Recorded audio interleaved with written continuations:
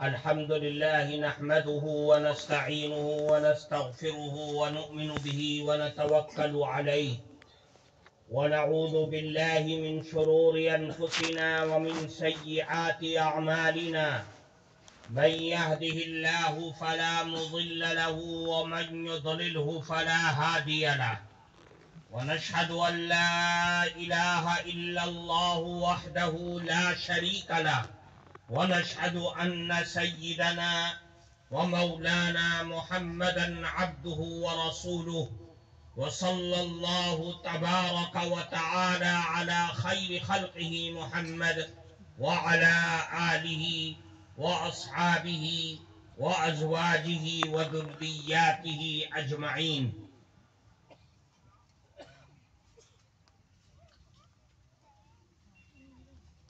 أما بعد،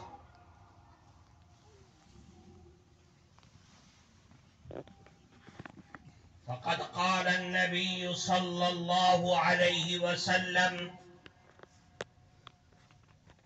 افتحوا على صبيانكم أول كلمة بلا إله إلا الله ولقنوهم عند الموت لا إله إلا الله، أو كما قال رسول الله صلى الله عليه وسلم. محترم سبھاپتی صاحب، اسٹیج پر اپستت حضرات علماء کرام اور اس دینی محفل میں موجود ہمارے معزز بزرگوں، دوستوں اور عزیز طلبہ اور ہماری مائیں بہنیں،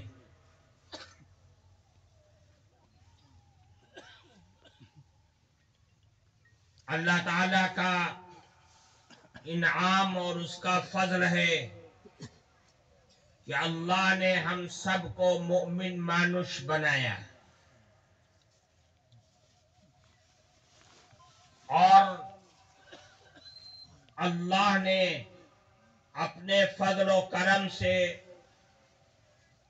ایمان کے بعد ہم تمام مومن مانوش کو دو چیزیں عطا کی.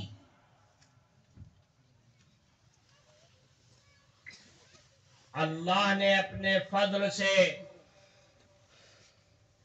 ہم سب کو غلام بنایا، تمام نبیوں کے سردار، تمام نبیوں کے امام،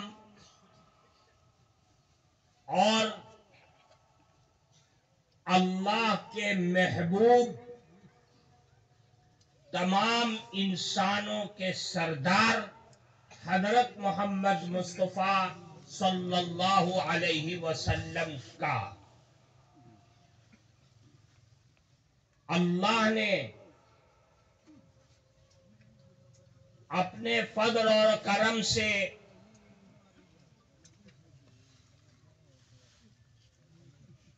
ہم سب کو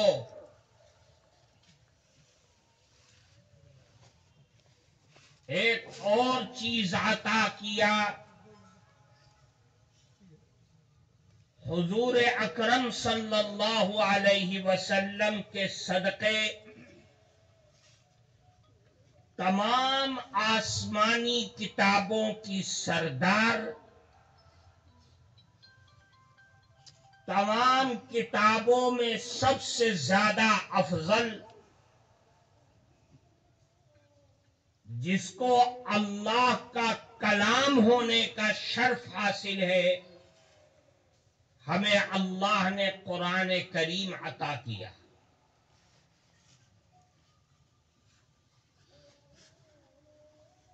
یہ قرآن جو ان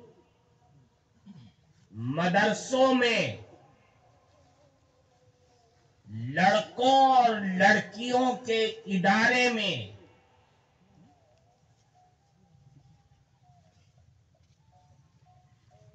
قرآن پڑھایا جاتا ہے، سکھلایا جاتا ہے، رٹایا جاتا ہے، حفظ کرایا جاتا ہے۔ یہ قرآن اللہ کی کتاب ہے، ہر مسلمان مرد اور عورت، ناری ہو یا پروش، سب کو سیکھنا، سب کو پڑھنا، قرآن کا سمجھنا ہر مسلمان مرد اور عورت پر فرض ہے۔ اگر کوئی مومن مسلمان ناری یا پروش قرآن سے الگ ہو کر کے زندگی گزارتی ہے تو اس کی دنیا، اس کی قبر اور اس کی آخرت سب برباد ہو جائے گی۔ اللہ نے یہ کلام حضور کے صدقے میں جو ہمیں اور آپ کو عطا کیا ہے، یہ قرآن، یہ اللہ کا کلام بڑی شکتیشالی چیز ہے، بڑی طاقتور چیز ہے۔ اس کے ایک ایک آیت، ایک ایک لفظ، ایک ایک شبد میں جو اللہ نے طاقت رکھی ہے، وہ طاقت دنیا کے کسی بم، میزائل، ایٹم بم، دنیا کی کسی طاقت میں وہ طاقت نہیں ہے۔ وہ چیز چاہے دنیا کے اعتبار سے کتنا ہی مضبوط ہو، لیکن قرآن کی طاقت کے آگے سب فیل ہے۔ اس دنیا میں حضور پاک صلی اللہ علیہ وسلم پر جب قرآن نازل ہونا شروع ہوا، حضرات صحابہ کرام نے قرآن کو سیکھا اور قرآن کو لے کر کے مکہ سے نکل کر کے باہر آئے۔ جہاں گئے، جس کو قرآن کی آیات سنا دیا، جس نے اپنے کانوں سے اللہ کا کلام سن لیا، اس کی دل کی دنیا بدل گئی۔ جو بڑے سے بڑا دشمن تھا اللہ کے نبی کا، جب اس نے قرآن سنا، اس کے دل میں رسول اللہ کی محبت پیدا ہو گئی۔ قرآن نے بڑے بڑے صحابہ کو پیدا کیا۔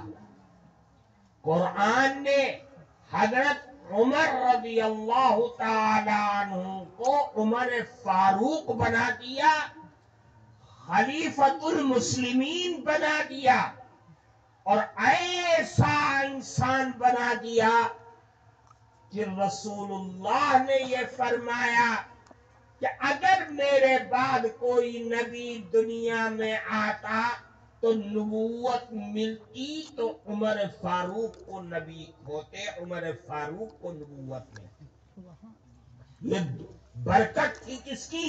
یہ قرآن کی برکت تھی۔ قرآن کی آیات میں جو انہوں نے اپنی بہن اور بہنوئی کی زبان سے سنا تو جا رہے تھے رسول اللہ کو قتل کرنے، رسول اللہ کی دشمنی اپنے انتر میں لے کر کے جب قرآن کی آیات سنی تو اسی انتر میں رسول اللہ کی محبت بھر گئی اور مسلمانوں کے امام بن گئے، اور ایسے امیر المؤمنین بنے کہ قیامت کی صبح تک ان جیسا آدمی دنیا میں پیدا ہو ہی نہیں سکتا۔ یہ برکت تھی قرآن کی۔ قرآن نے بنایا، قرآن نے دنیا پلٹ دی عثمان غنی کی۔ قرآن نے دنیا انسانیت کو پلٹ دیا اور ایسا پلٹا کہ اس زمانے کی سپر پاور طاقت، جیسے آج امریکہ ہے، آج کسی زمانے میں روس کی یہ طاقت، اس زمانے کی سپر پاور طاقت قیصر و کسریٰ تھی۔ قرآن کا جب ڈنکا بجا اور قرآن جب دنیا میں آیا تو قیصر و کسریٰ زمین میں دفن ہو گئے، آج کوئی نام بھی ان کا نہیں جانتا۔ یہ برکت تھی، یہ طاقت تھی، یہ شکتی تھی اللہ کے کلام کی۔ اللہ کے کلام کی طاقت یہ ہے کہ اللہ کے نبی نے فرمایا الا انہا ستکون فتنہ، اے لوگوں آگاہ ہو جاؤ۔ اللہ کے نبی نے 1400 سال پہلے اپنی زبان سے، اپنی جبہ سے یہ فرمایا کہ عنقریب تمہارے درمیان فتنے آئیں گے، مصیبتیں آئیں گی، تمہاری جانوں پر حملہ ہوگا، تمہارے مال پر حملہ ہوگا، زمین و جائیداد، اسلام، عقائد، سب چیزوں پر لوگ حملہ کرنے والے حملہ کریں گے۔ لیکن صحابہ کرام نے فرمایا مل مخرج منہا یا رسول اللہ، فتنے آئیں گے، آپ نے فرمایا ہم نے سن لیا، لیکن اے اللہ کے نبی ان فتنوں سے، ان پریشانیوں سے، ان مصیبتوں سے نکلنے کا راستہ کیا ہوگا؟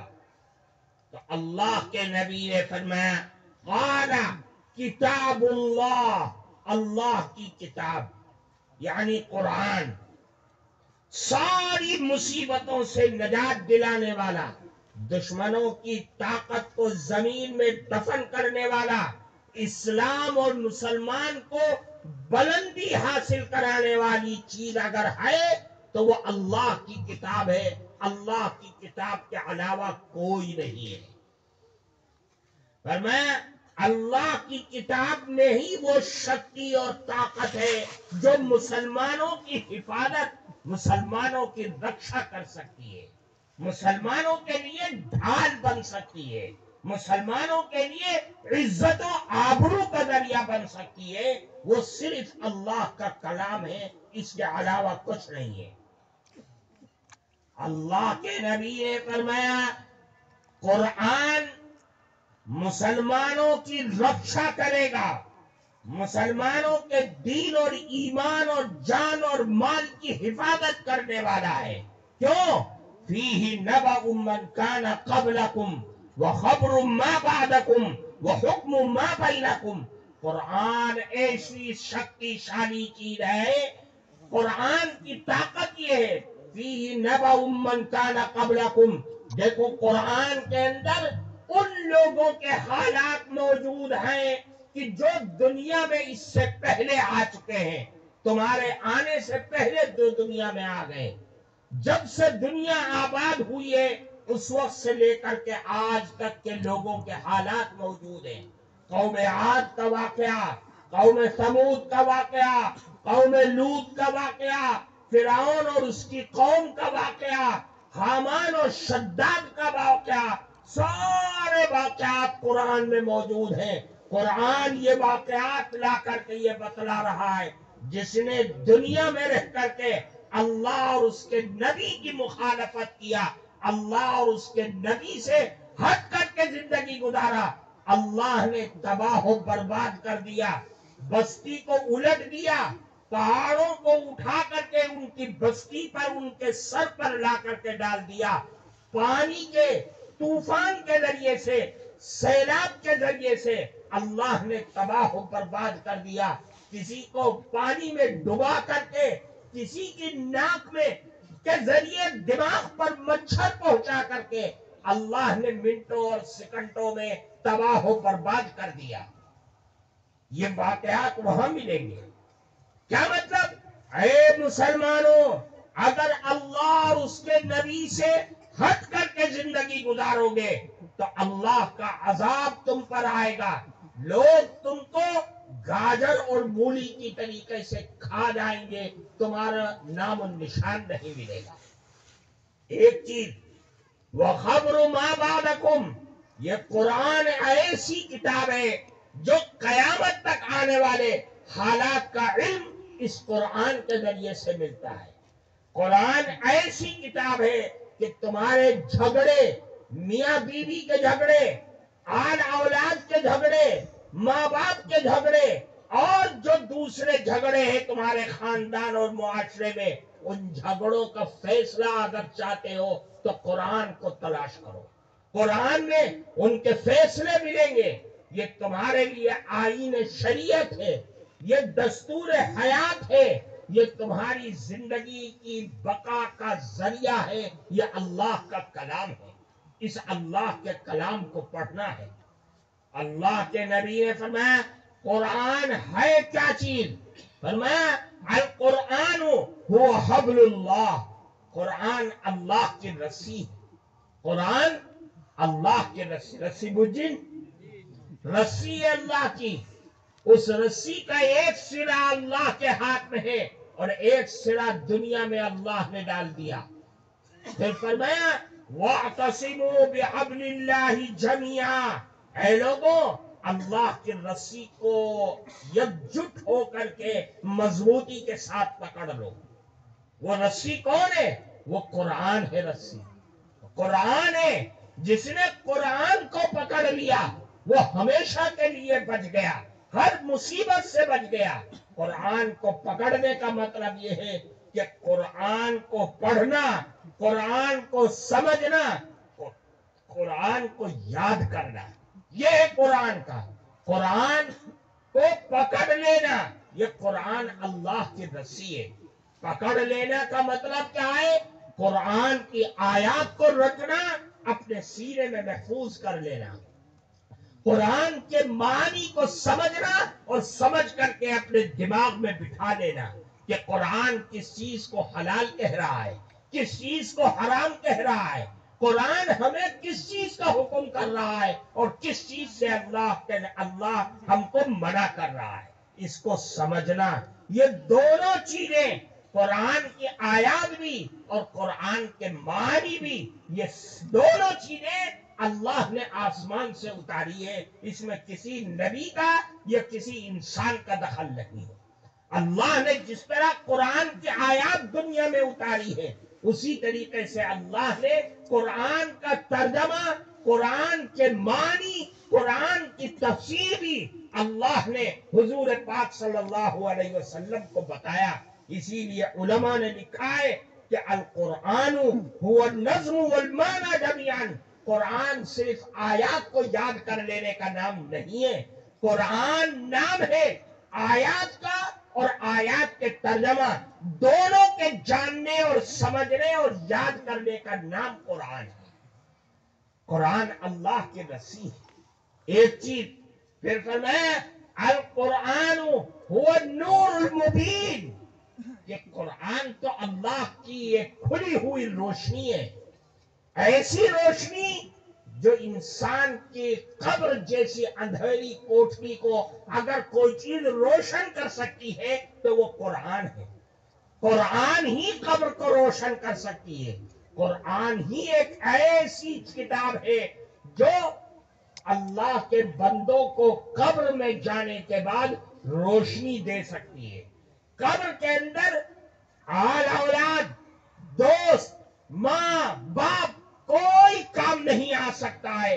اگر کام آئے گا کسی کے قبر کے اندر تو وہ قرآن ہے جو قبر میں کام آنے والی چیز ہے۔ قرآن کا پڑھنے والا، قرآن کا سمجھنے والا، قرآن سے محبت کرنے والا اللہ کے نبی کو قبر کے اندر پہچانے گا، اور جو قرآن سے دور رہے گا وہ قبر کے اندر اللہ کے نبی کو پہچان نہیں پائے گا۔ اس لیے میرے بھائیوں، قرآن ضروری ہے۔ جو قرآن کے پڑھنے والے ہیں، سورہ ملک کی تلاوت کرنے والے ہیں، اللہ کے نبی نے فرمایا جو ویکتی سونے سے پہلے روزانہ سورہ ملک کی تلاوت کر کے سوتا ہے، قبر کے اندر یہی سورہ ملک تبارک الذی بیدہ الملک، یہ سورت اس کے قریب آ کر کے بیٹھ جائے گی، اس سے کہے گی کہ تو جس کو دنیا میں پڑھا کرتا تھا روزانہ، میں وہی سورہ ملک ہوں اور میں تیرے ساتھ قبر میں رہوں گی، اور قبر کو روشن کر دے گی، اس کا ساتھی اور دوست بن کر کے رہے گی جب تک قبر کے اندر وہ رہے گا۔ یہ قرآن کی طاقت ہے۔ پھر فرمایا وہ شفاء النافع، قرآن کیا چیز ہے معلوم ہے؟ قرآن شفا دینے والی ہے، ہر بیماری سے نجات دینے آنے والی قرآن ہے۔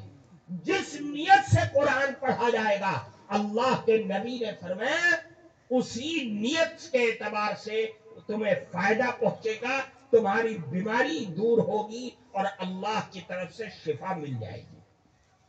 عصمت لمن تمسک به ونجات لمن تبعہ، قرآن کا کام یہ ہے کہ جس نے قرآن کو پکڑ لیا، جس نے قرآن کی تابعداری کر لی، جس نے قرآن کے حلال کو حلال اور حرام کو حرام سمجھ لیا، وہ تمام آفتوں سے بچ گیا۔ جس نے اس کی اتباع کر لی، اس نے نجات پالی، دنیا میں بھی اور آخرت میں بھی نجات پالی۔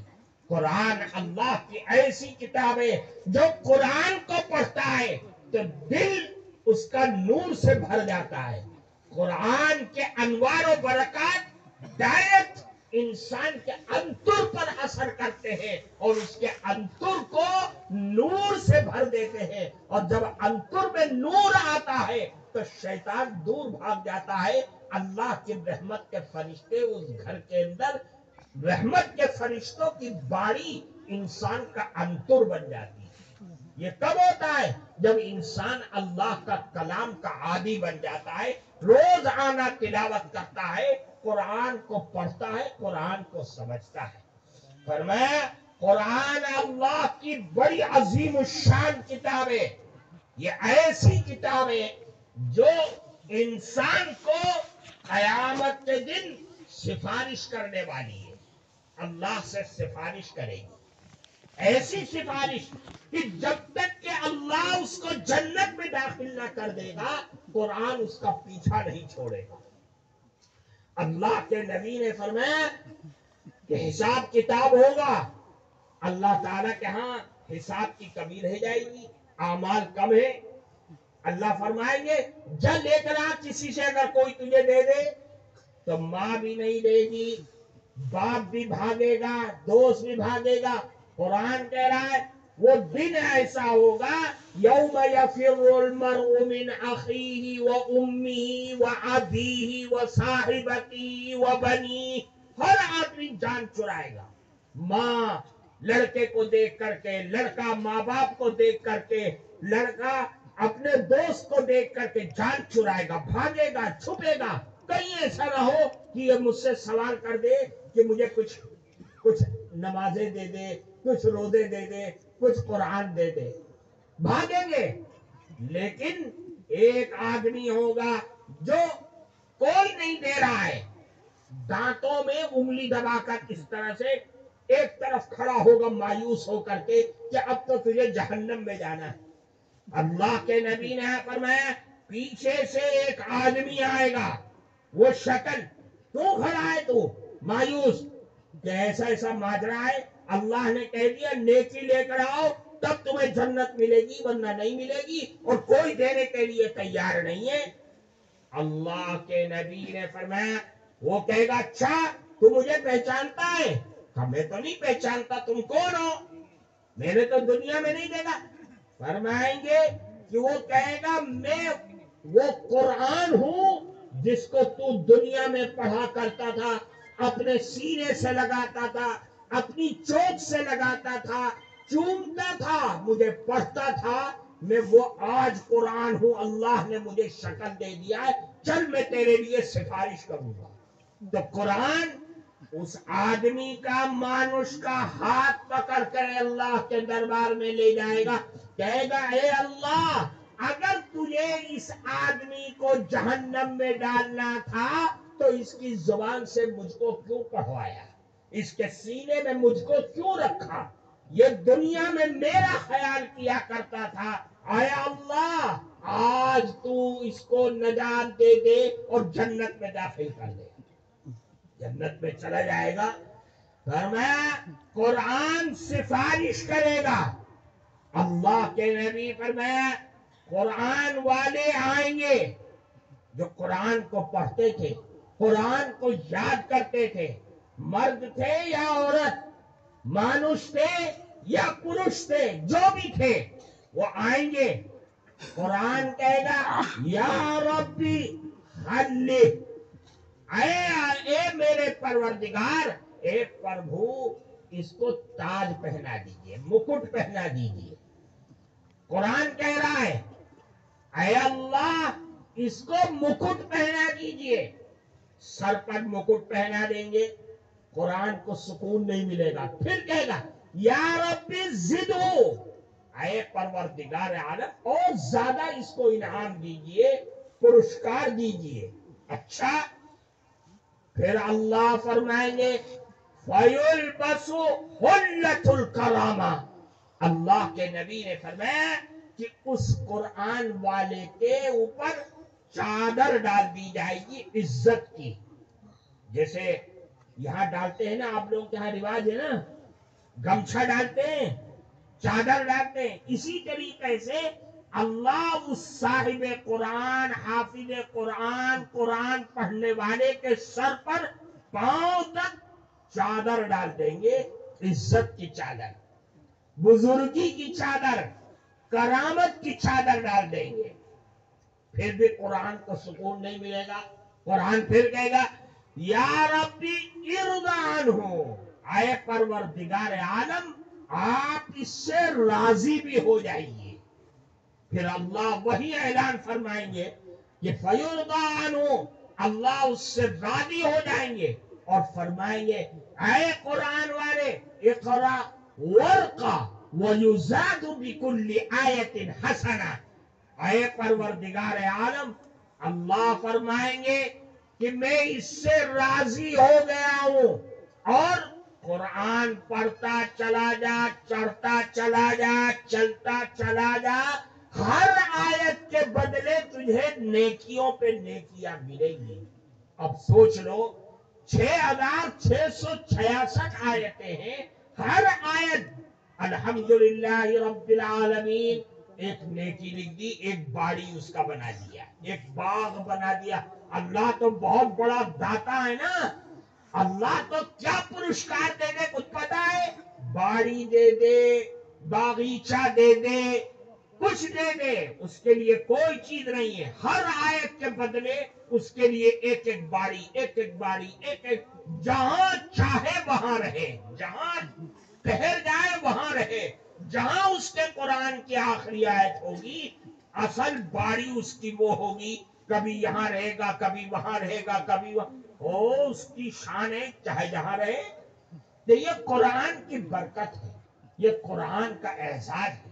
میرے بھائیوں، اللہ کی کتاب سے جڑنا، اللہ کی کتاب سے تعلق پیدا کرنا، یہ ہم سب کے لیے لازم اور ضروری ہے۔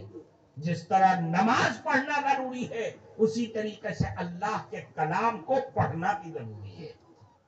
جو ویکتی اللہ کے کلام سے دور بھاگتے ہیں، جوان ہو گئے قرآن پڑھنا نہیں آتا، بوڑھے ہو گئے قرآن پڑھنا نہیں آتا، ان کا دل، ان کی زندگی سب مردہ ہے، سب مردہ، جیسے وہ آدمی مرا ہوا ہے ویسے ہی مانا جائے گا۔ اور جو قرآن پڑھنے والے، قرآن سے تعلق اور محبت رکھنے والے ہیں، وہ زندہ ہیں، کیونکہ قرآن ہمیشہ زندہ رہے گا، قرآن ہمیشہ آباد رہے گا۔ اور جو ویکتی، جو قوم اس قرآن سے جڑ جائے گی وہ بھی زندہ رہے گا، ہمیشہ آباد رہے گا، اس کی زندگی میں نور ہی نور رہے گا۔ قبر میں جائے گا وہاں بھی نور رہے گا، آخرت میں جائے گا، کھڑا ہوگا جب قیامت کے دن، وہاں بھی نور اس کے ساتھ لگا رہے گا، کیونکہ یہ دنیا میں قرآن پڑھا کرتا تھا۔ اس لیے میرے بھائیوں، قرآن پڑھنا ضروری ہے۔ جن جوانوں نے قرآن نہیں پڑھا وہ مرنے سے پہلے پہلے قرآن پڑھنا سیکھ لیں. کوئی شرم کی بات نہیں ہے. حضرات صحابہ کرام بوڑھے ہو گئے, چلا نہیں جاتا, سواری پر سوار ہو کر کے دور دور جاتے تھے لوگوں کے پاس قرآن کریم سیکھنے کے لیے, قرآن کریم پڑھنے کے لیے. صحابہ کرام نے قرآن پڑھتے پڑھتے سیکھتے سیکھتے دنیا سے چلے گئے, اور قرآن پڑھتے پڑھتے ان کی جان ختم ہو گئی, لیکن قرآن سے عشق اور محبت ختم نہیں ہوا. اس لیے میرے بھائیوں, قرآن پڑھنا, یہ دینی مدارس لڑکے کے ہوں لڑکیوں کے ہوں, یہ سارے کے سارے بہت اہم ادارے ہیں, عظمت والے ہیں. جس طرح قرآن زندہ رہنے والا ہے, یہ ادارے جہاں قرآن پڑھایا جاتا ہے یہ بھی زندہ رہنے والے. یہ ہمارے لیے پاور ہاؤس ہے, یہ اسلام کے قلعے ہیں. یہاں قرآن پڑھنا سکھایا جاتا ہے, مسائل بتلائے جاتے ہیں, تو ہم ان نمازوں کو یہاں سیکھ کر کے ہمارے بچے مسجد میں جا کے مسجد میں جا کے نماز پڑھتے ہیں. یہاں سے روزے سیکھتے ہیں رکھنا اس کے مسائل کو, تو رمضان کا مہینہ آتا ہے تو روزے رکھتے ہیں. یہاں سے مرنے اور جینے کے احکام سیکھتے ہیں, تو دنیا والوں کے درمیان میں جا کر کے ان احکام کو پر عمل کرتے ہیں. اس لیے میرے بھائیوں, مدرسوں کی حفاظت, مدرسوں کی دیکھ ریکھ کرنا, اپنے آنے والے بچوں کو قرآن کی تعلیم سے وابستہ کرانا ہر مسلمان مرد اور عورت کی, ہر ماں باپ کی ذمہ داری, فرض عین ہے. جو ماں باپ اپنے بچوں کو قرآن کی تعلیم سے دور رکھیں گے, دین کی تعلیم سے دور رکھیں گے, وہ ماں باپ ظالم کہلائے جائیں گے, وہ اللہ کے دربار میں مجرم کہلائے جائیں گے. ان کے جرم کا بدلہ اللہ کے دربار میں سوائے سزا کے کچھ نہیں ہو سکتا ہے, سوال کیا جائے گا.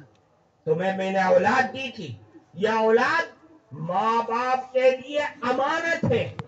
ان امانت کو اگر دین کے راستے پر نہیں چڑھایا, دین نہیں سکھایا, قرآن نہیں سکھایا, تو یاد رکھیے اللہ کے دربار میں اس کا حساب دینا پڑے گا, اس کا حساب دینا پڑے گا.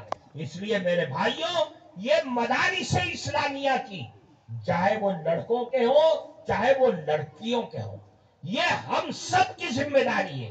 کوئی سرکار, کوئی حکومت ہمیں مدرسے بنا کے نہیں دے گی, مدرسوں کے اخراجات نہیں دے گی. جو دیتی تھی وہ بھی بند کر دیا, اور آگے بھی کوئی امید نہیں ہے. ہمیں چلانا ہے, ہمیں ان کو آباد کرنا ہے. ہم کھائیں گے کم, پہنیں گے کمزور کپڑے, سستے کپڑے جس سے بدن چھپ جائے, پیٹ پہ پتھر باندھیں گے, لیکن یاد رکھو اور یہ عہد کرو کہ ہم اپنے بچوں کے لیے دینی مدرسے, دینی اسکول, دینی کالج ہم دنیا میں کھولیں گے, اس کے لیے محنت کریں گے. جس طرح ہم مدرسے بناتے ہیں اسی طریقے سے ہمیں اسکول بھی بنانا پڑے گا. ہم نے دیکھ لیا آزادی کے بعد سے اب تک ہم مدرسوں میں لگ گئے, مدرسے والے مدرسے میں لگ گئے, اسکول بنانا چھوڑ دیا, فکر چھوڑ دی.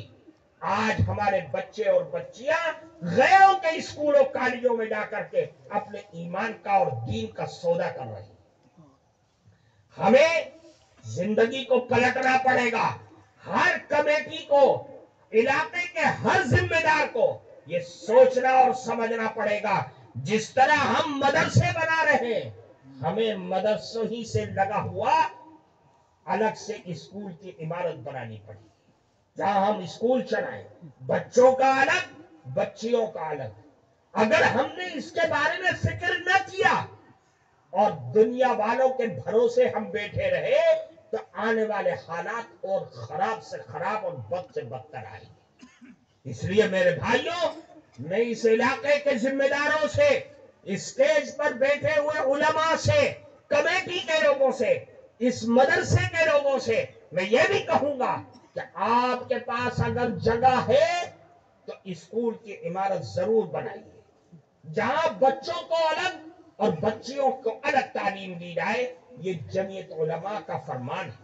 یہ مولانا سید ارشد مدنی دامت برکاتہم کا اعلان ہے کہ ہم نے جس طریقے سے اب تک مدرسے بنائے ہیں ہمیں عصری تعلیم کے لیے اسکول بھی بنانے پڑیں گے, کالج بھی ہم کو بنانے پڑیں گے, لڑکوں کا الگ اور لڑکیوں کا الگ, تاکہ ہمارے بچے جس طرح دین سیکھ کر کے حافظ قرآن اور عالم بن رہے ہیں, ہمیں بچوں کو دین سکھلا کر کے دیندار ڈاکٹر بھی بنانا ہے, دیندار انجینئر بھی بنانا ہے, دیندار پولیس محکموں میں پولیس کے ذمہ دار اور دروغہ سے لے کر کے ایک سپاہی سے لے کر کے ہائی کمان کے لوگوں تک ہمیں اپنے افراد تیار کرنے ہیں, تاکہ دین جب ہوگا, مذہبی آدمی جب کسی تھانے میں رہے گا تو وہ جرم نہیں کرے گا اور نہ جرم ہونے دے گا, کیونکہ دین اس کے اندر موجود ہے.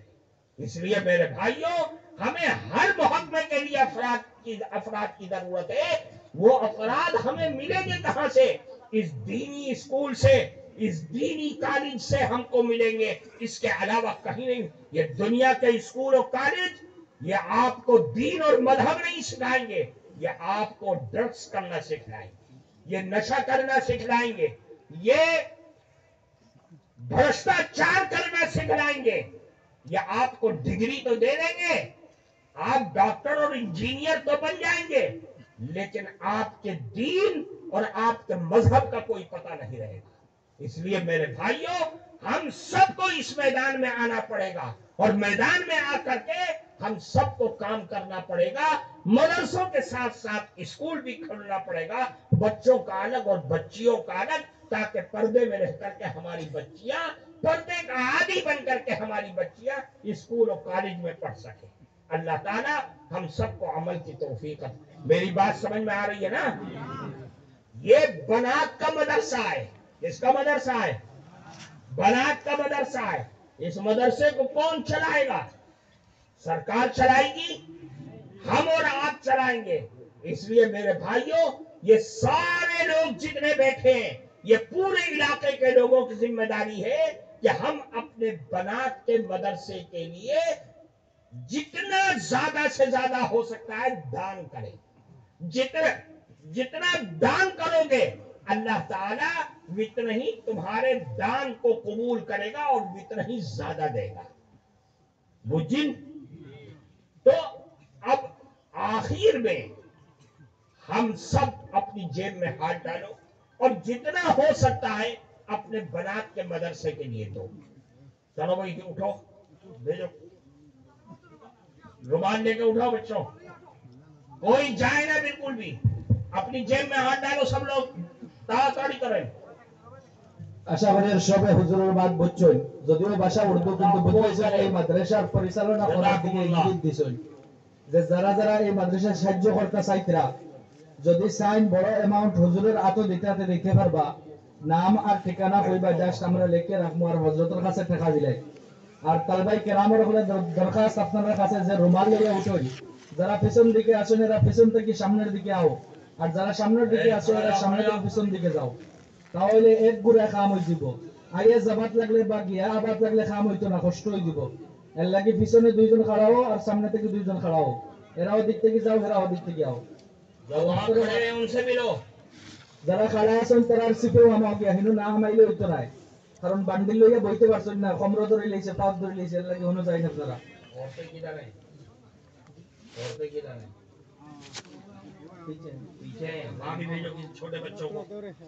একজন ছোট্ট মানুষ যাও, আপনারা যেখানে মহিলা সকল আছেন ওয়াজ শোনার লাগে জমি সেন্টারের কাছ থেকে হলো তারাও দিবা, যার তৌফিক আনমান পারেন আল্লাহ আসতে দিবা. যাও ছোট ছোট চারজন তালবা যাও. যদি কেউ বড় অ্যামাউন্ট দিতে চাও ছোট ছোট সব যাও, কোনো অসুবিধা নাই, যাও আপনারা. যদি কেউ বড় অ্যামাউন্ট দিতে চান তো হযরতের আনিয়ে আতো আনিয়ে দিলাই, কারণ এর মধ্যে বরকত রহমত আল্লাহ খের ফরমায়, আল্লাহ কবুল ফরমায়. আল্লাহুম্মা আমিন.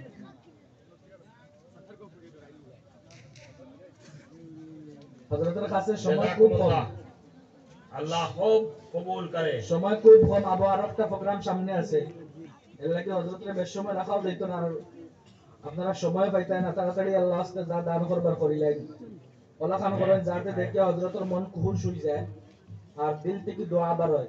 জুবান দ্বারা তো দোয়া দিবাও, দিল থেকেও দোয়া বার হইতে ওলা খান হাদিয়া দেই।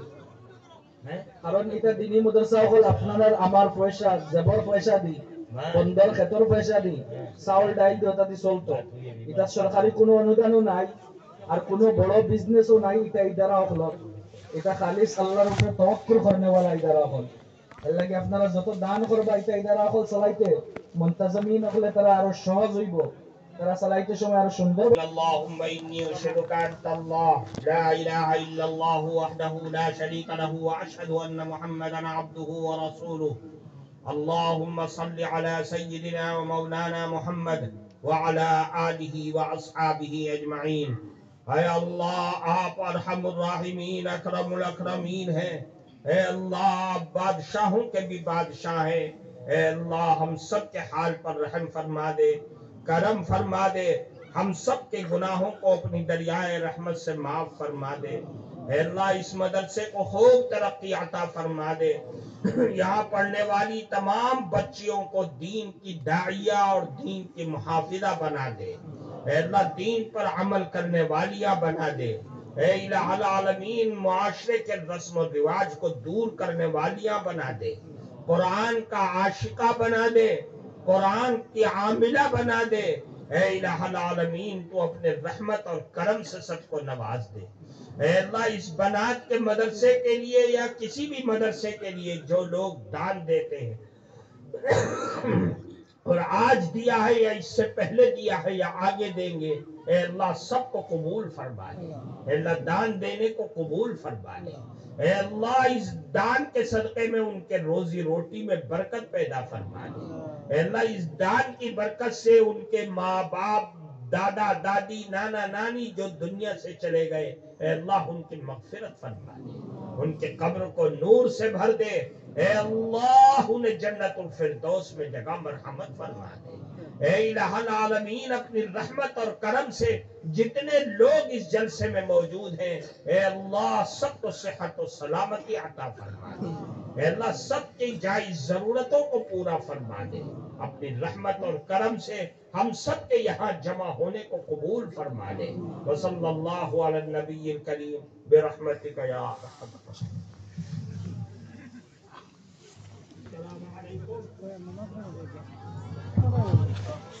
রাস্তাঘাটে ভিড় করবে না, স্টেজ থেকে নামার সময় সাইবা ধাক্কা লাগিয়ে দিতে পারে হয়তো হযরতের শরীরেও।